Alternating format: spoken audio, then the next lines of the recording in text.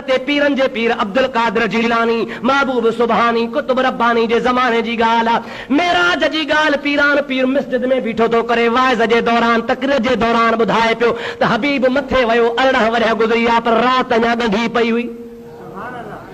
हिंदू बीठो आहे काफ़र बीठो आहे चई अहिड़ा कूड़ पीरान पीर हणी थो नबी वियो तव्हांजो वरी मोटी आओ रात ॻंढी पई मथे 18 वरह गुज़री आहे। पीरान पीर फरमायो अल्लाह खे वॾी ताक़त आहे जे कूड़ न हण।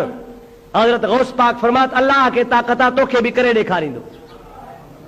हमरा ॿाहिरि निकितो मार्केट मां मच्छी वरितई ज़ाल खे चई रध सुबुह जो टाइम आहे मां सनानु करे मोटी थो अचां पियो। हमरा सनानु करण जे लाइ लोटो थो पाण सां खणे मेट पाण सां थो खणे धोती पाण सां थो खणे।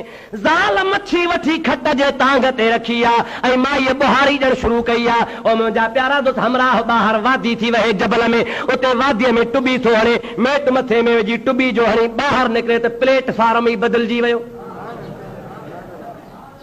बाहर जो निकतो त मुल्क ई ॿियो थी वियो। सीने में बुबा अची विया ॾाढ़ी कान्हे का ज़नानी सूरत बणिजी वई वार नंढा से वॾी गुत थी वई हेॾे होॾे निहारे त सॼो मुल्क ई मैदान थी वियो आहे। हेॾे बि निहारे होॾे बि निहारे हुयुसि त मर्द पर माई कीअं थी वियो आहे।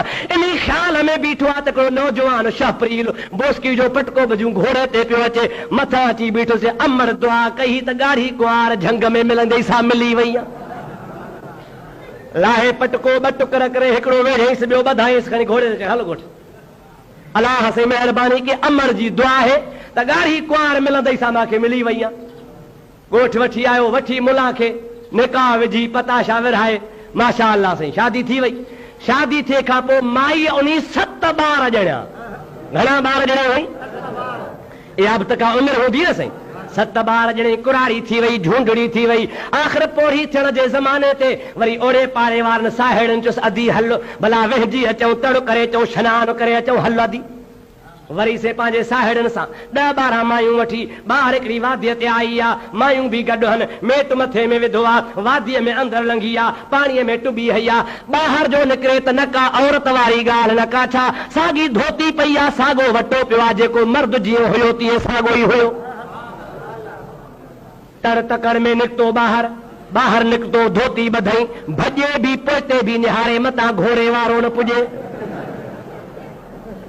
अब समझो था न भॼे बि पोइते बि निहारे त भला घोड़े वारो न पुॼे।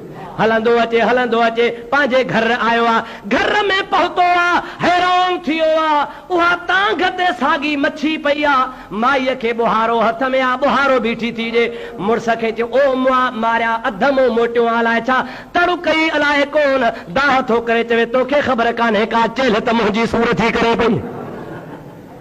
7 ॿार ॼणे मोटे आयो आहियां मूंखे ख़बर आहे त मूंसां कहिड़ी तादी थी आहे। चए छा ॻाल्हि आहे चए ॻाल्हि खे छॾ बुहारीअ खे छॾ मच्छीअ खे छॾ उथी हलूं त पीरान पीर वटि हली माफ़ी वठूं अल्लाह जे वलीअ जे दरबार में हलूं। मां बेअदबी कई छल ख़ुदा बेअदबी को बचाए। ज़ाल खे वरितो अथई बचन खे वरितो अथई डोड़ंदो आयो आहे बगदाद जो शहनशाह मिंबर ते वेठो आहे साम्हूं अचे थो पियो अञा मेराज जी ॻाल्हि हले थी। पीरान पीर परे खां ॾिसी फरमाइनि था ॾे ख़बर एतबार आई आहे अञा ॿिया 7 साल लोड़ींदे।